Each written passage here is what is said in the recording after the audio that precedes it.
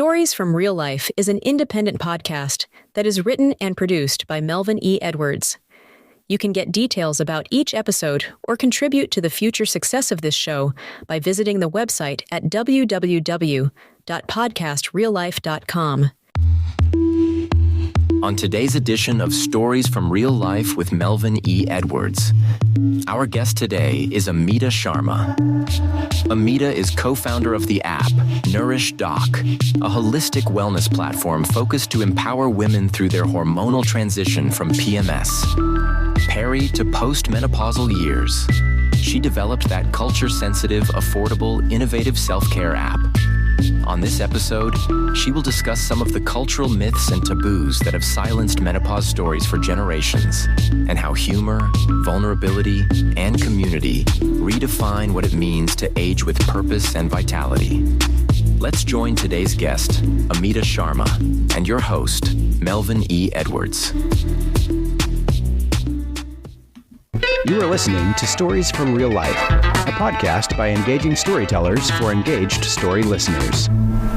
Here's your host, author and journalist, Melvin E. Edwards.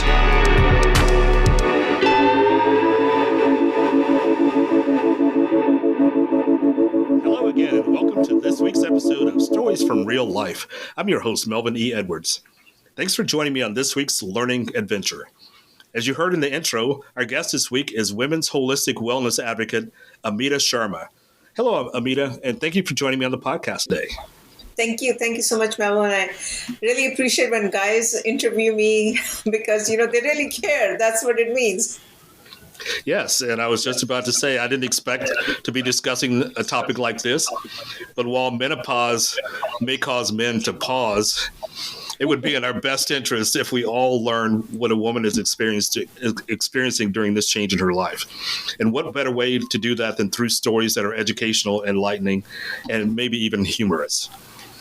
So my first question for you is, how did you end up in this personalized holistic care space when you started your career as an architect in San Francisco? It's actually a long story, a great question. I just went along with the course of what life gave me. To be honest with you, I just went along with it. It was hard, challenging for me to change being an architect to being into an engineer, going into the software, the high tech. I truly wanted to be an artist, but I could not make a living like a lot of artists out there. So I just went along, and I ended up, fast forward after doing so many changes and kind of different kind of trial and errors, I should say that. My last life was in corporate high tech, which I truly enjoyed. I must say that, because I was working to create all these amazing websites for consumers and changing, how they behave. And to me, it was very fascinating. Okay. So, and getting to this topic that we're discussing today, which is generally perimenopause, yes. What are the parallels between storytelling and how women reshape their identity during midlife transitions? So it's I'll tell you what happens in perimenopause. The women's stories are changing, whether they like it or not. And it happened with me. My story changed. I thought I was going to conquer the world and I'm going to become a VP at a Fortune 500 high-tech company. I'm like, oh my God, that's so cool. Guess what happened to me? I entered early 40s. My story started changing because I got into perimenopause and I was a mess. So there are a lot of parallels to a storytelling because from a woman's point of view, her story is going to change no matter whether she likes it or not because her hormones are going to fluctuate and her body is preparing to enter into menopause in 50s. So perimenopause is definitely a story, change of story, the new stories. Every day is a new story for women. And I think they just need to accept it and share their stories, which is not happening right now. Okay. So everybody's heard of menopause. At least I think everybody has. Yes. But perimenopause seems to be less known even among some in the medical profession. So what is perimenopause? Yeah, so medical profession, you're absolutely right. They are not even taught about perimenopause. And for menopause, only 8 hours are allocated for 15 years of study, what they do as medical professionals. So now perimenopause actually can last up to 10 years, and it is a transition towards menopause. So what's happening is a woman's body is trying to prepare her body to reach the menopause stage, which is switching off the menstrual cycle. But the menstrual cycle just doesn't switch off one day. It's not like an on. Well, on is one day probably, but off is not like one day. The whole 10 years, let's say hypothetically, in my case, it kind of went on, I don't know, for many, many years. And it's a slow progression of irregular periods. Initially close together, then further apart until you switch it off. So perimenopause is the transition years for a woman's life before she hits menopause. Okay, so what are the cultural myths and taboos that have silenced menopause stories for generations? Yeah, because, women just think it's a loss of their feminism, right? Then, there's an age discrimination. I personally felt that, people might view me as I cannot work properly, and generally menopause is a taboo in society. It's the loss of your reproductive years of life, right? And a lot of women, when they're reaching that stage of life, are also putting on weight, if you notice, and that's because of the hormone fluctuation, which is not very well understood. So, and loss of libido also sometimes happens in a lot of women during that. So all these things, the society might view you as, you're getting old, and women don't like to hear that. These are not honest truths, right? So I think this has just become a taboo everywhere in the world, for that matter. The culturally ethnic, anyway, any ethnic groups that you see. But lately, in the last few years, women of my generation who are all educated are coming out and talking about it, which is so great, right? So if you look 2 decades back, nobody was talking about it. Even Meryl Streep's generation was not talking about it. This is what I'm saying, right?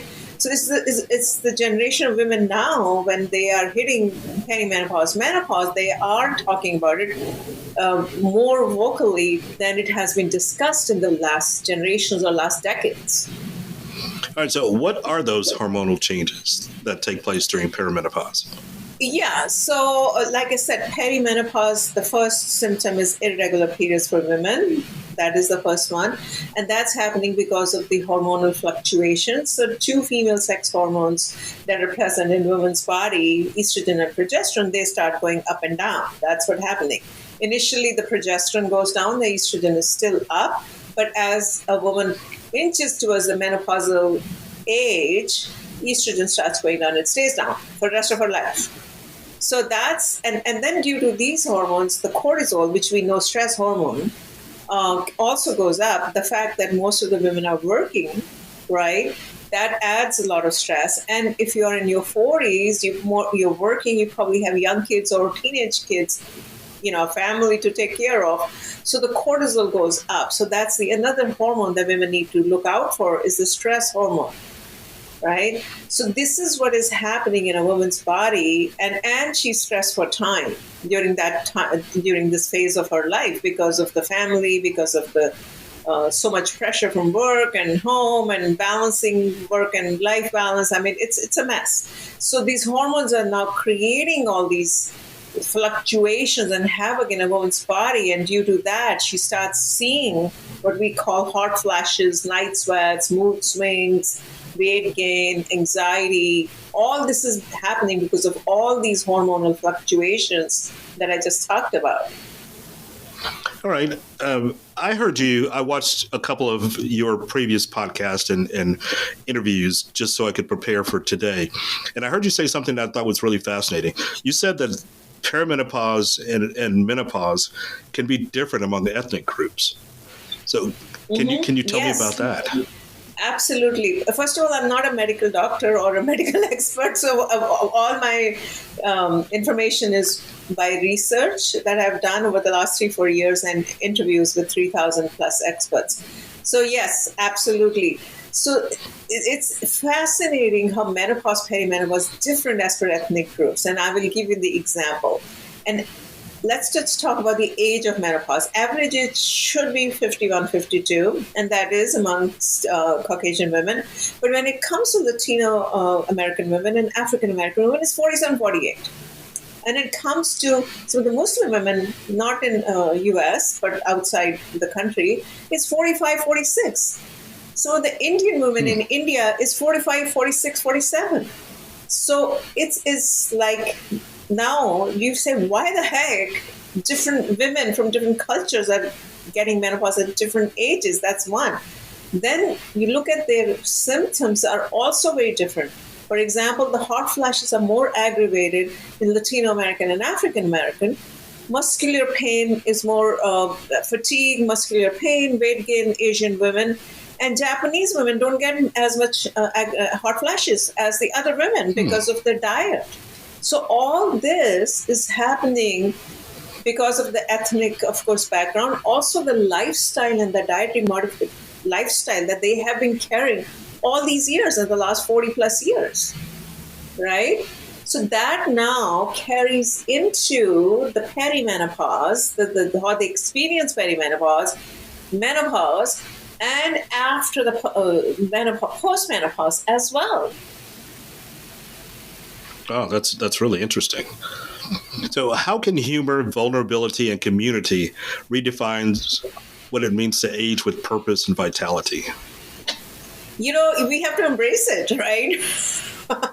we just have to embrace it in the right humor. It's a life stage. It's another life stage of our, that's happening to all of us. We are not going crazy, like a lot of, the clips that you see, especially, in Sex and the City, they show, they're going to Abu Dhabi and she's got all those hormonal pills coming out and she's not allowed to take it, and she's, oh my God, I'm going to go crazy without my hormones, right? So it was an exaggeration. And the other day, I think Jimmy Fallon show, he was trying to understand what menopause is. He said, oh, are you kidding me? Oh my God, So I think it has to be taken in a humor way, that it is another life stage in a woman's life. And even men go through their midlife crisis. I'm sure they do go through midlife crisis or midlife testosterone that's going down as well, right? So what can we do? This is a stage of life.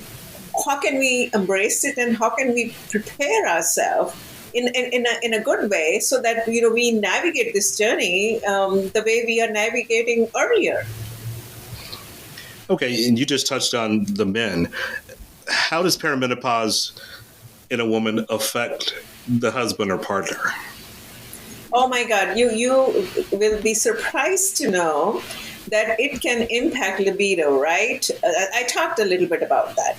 Now, as a part of the libido for women going down, it can also impact their relationships if they are not openly communicating with their partners or their husbands or whatever. Now, due to that, it can lead to possibly divorce, which is actually a fact. 60% of women who are going through divorce in US and UK are menopausal, perimenopausal age group.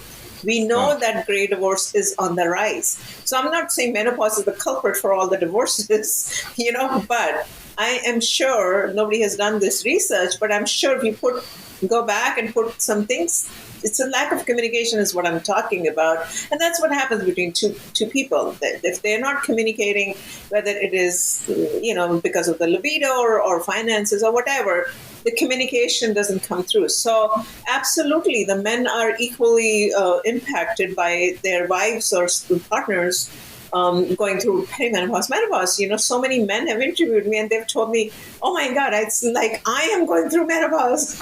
Tell me what to do. Yes, I happen to be at that stage of my life too. Okay, so I'm not making it up, right? No, my wife is going through perimenopause. She's 10 years younger than I am, and she started that process, and so she had several questions. Some of these questions are from her, and the rest of them are for her from me. So this is definitely a relevant topic in our household. So Well, you mentioned you should have invited her. You should have invited her today. I planned to, but she had something else that she had to do. We had talked about that. That would have been very interesting. So you mentioned perimenopause lasting up to 10 years. Now, how long does menopause last? Menopause is permanent, right? Think about it. What menopause means is, let's say, 51-year-old woman, her menstrual health, her periods stop. That's the definition of menopause. Menopause definition is if a woman hasn't had her menstrual cycle consecutively for 12 months, she's technically in menopause. And then for the rest of the life until she dies, she is postmenopausal. She is menopause. She's going to live her life, more than half of her life in menopause, right? If you think about it.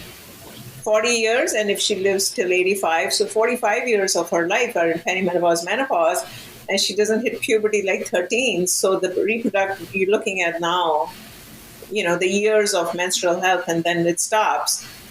It's menopause all the way. Wow. So what are the symptoms of perimenopause? So perimenopause, the first symptom, as I said, irregular periods. That's just a woman who's starting a perimenopause. That's the first thing she needs to pay attention to, her menstrual cycle, right? The menstrual cycle is not going to be regular like 28 days. It could be 21 days initially, 15, I don't know, or the flow could be strange.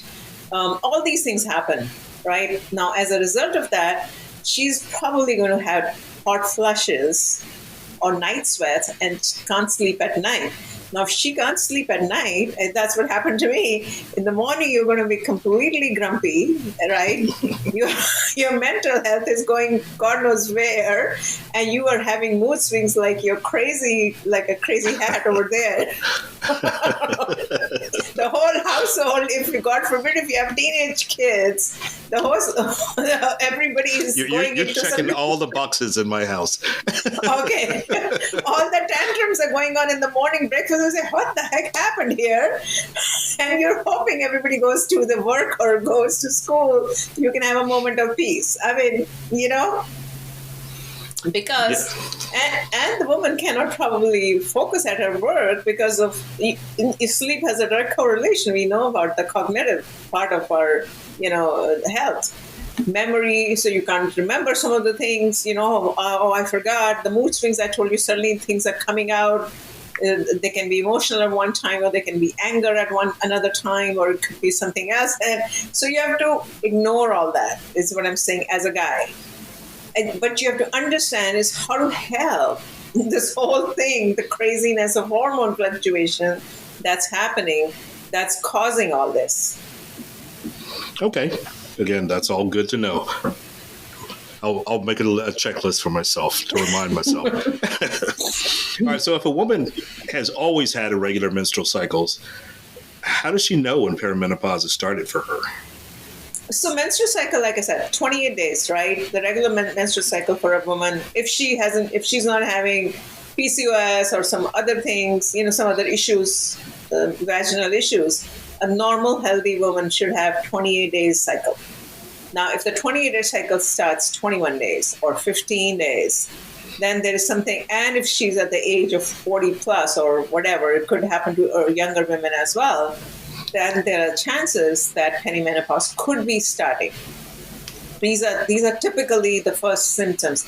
And at night, if she starts having all the things that I described, these are all perimenopause symptoms. Or suddenly if she starts putting on weight on her belly, right? Most of women, they're skinny earlier, and suddenly the belly comes out of nowhere.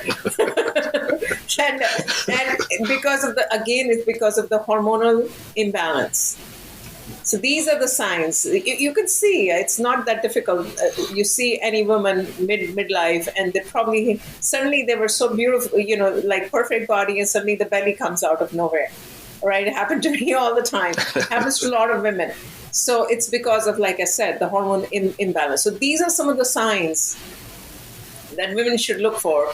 And mood fluctuation, I told you, the mood swings can just go erratic. I mean, suddenly you're like spitting out words that you didn't even think you could.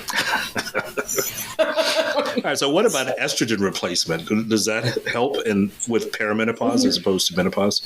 So that's a big topic, right? It's basically your estrogen is going down. Now, a lot of women, estrogen is huge. It plays a huge part, right? Of all the things that in a woman's body. Now, it has to be consulted with a medical practitioner. You can't just start taking estrogen pills without proper testing and proper consultation, because it can also access estrogen can also possibly cause cancer. Okay, there are studies on that, on estrogen dominance. If you look it up, it will talk about how a lot of women get estrogen dominance because, as I said earlier, the progesterone hormone goes down, the estrogen is still up, and if it's not balanced, it can cause all kind of strange things. So hormone replacement therapy is an option, absolutely yes, but you need to go to someone who's qualified, who has to do proper testing before you decide to do hormone replacement therapy. And between hormone replacement therapy, there's so many different variations. This is HRT, bioidentical hormone therapy, and then there are, we are talking about naturopathic doctors. They mainly talk about BHRT or certain supplements that are phytoestrogens that mimic, they have natural estrogen to start giving to the body so that the body still have some estrogen to prevent from osteoporosis, diabetes, the heart issues and memory loss, and you name it, right? So it's a very complicated, very complicated topic, to be honest with you, and it's under-researched, underfunded all over the world. But still, now it's getting traction. So there are options. Like I said, HRT is a huge topic right now. That needs to be kind of handled with a lot of care. All right. So what does perimenopause anxiety feel like? Anxiety, you just you feel like you're losing your mind. So anxiety is happening because of all the reasons, all the symptoms that I explained, right? Talked to you earlier, and it's very common amongst women. 50% of the women are going through anxiety. Now, the other thing that also happens is the gut health. You need to pay a lot of attention to your gut health. Women need to pay a lot of attention to gut health. That if they're having regular bowel movements, most of the women get constipated during this time as well, and that's not good, because now if you're constipated, your toxins are not flushing out, which they need to flush out, right? So due to that, also you can get anxiety, because we know gut health and mental health, vagus nerve is connecting the two, and that is also could be a cause of anxiety. Now, just the fact that the lifestyle during the 40s is so crazy, if you're working, that is, anxiety. I mean, it's not just the perimenopause is the only reason for anxiety, is what I'm trying to say. Your work can cause anxiety. Your relationships, the way I was talking about earlier, can cause anxiety. If you have kids at home, can cause anxiety just because you're just not in balance. I mean, look at the lifestyle that all of us lead.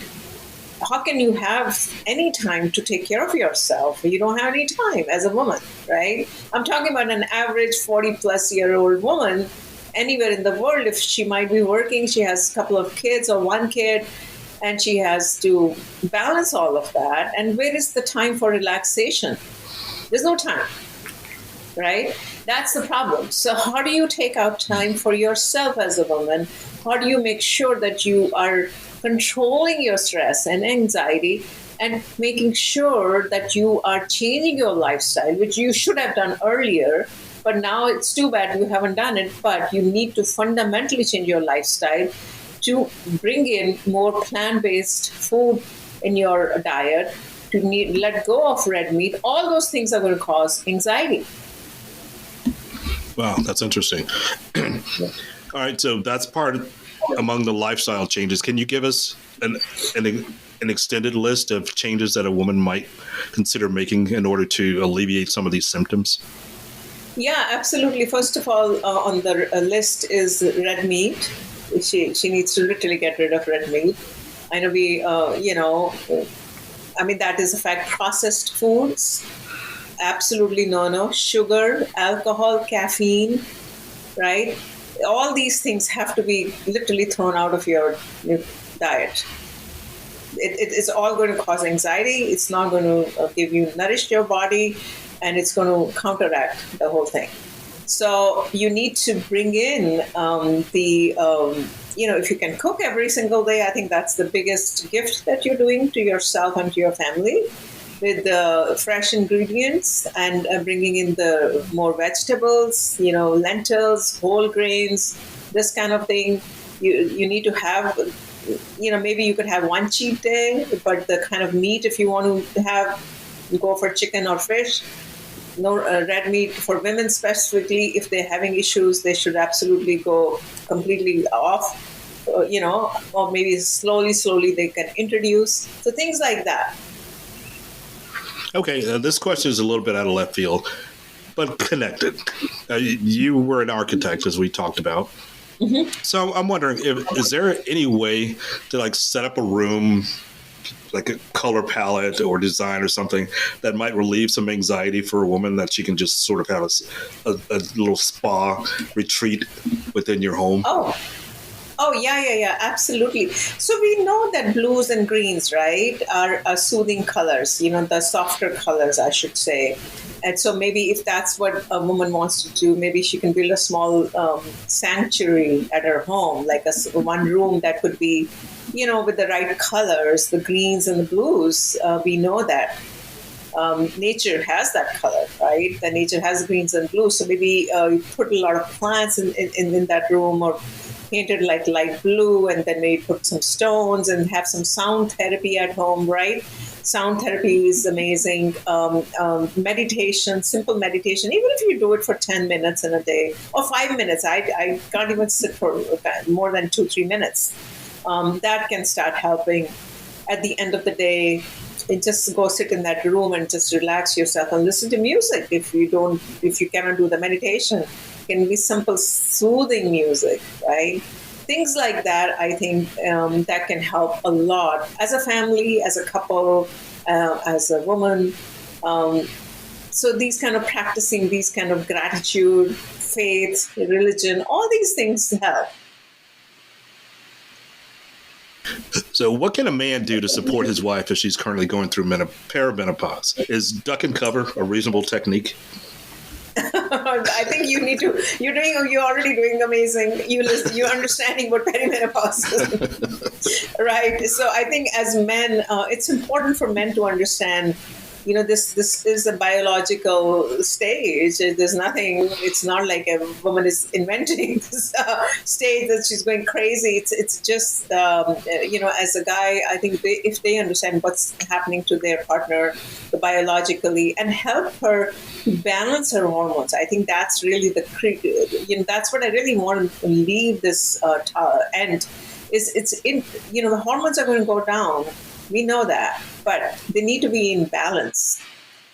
So what can you do? So as a guy, I think you need to understand and at least have a basic knowledge of what perimenopause is, for other guys also, to support their spouses or partners, and at least have some kind of a checklist, that, okay, we are now going to make some changes to our lifestyle. If all of us have been on fast foods and processed foods, all over the world for that matter, not only in this country, that's just so convenient. But how do we now start bringing some healthy lifestyle, or holistic lifestyle, I should say that. When I use the word holistic lifestyle, you're talking about changing your nutrition, changing the movement, bringing like the time, the work you were doing, or the room, creating a space inside your home, which is kind of calming. All those things will help.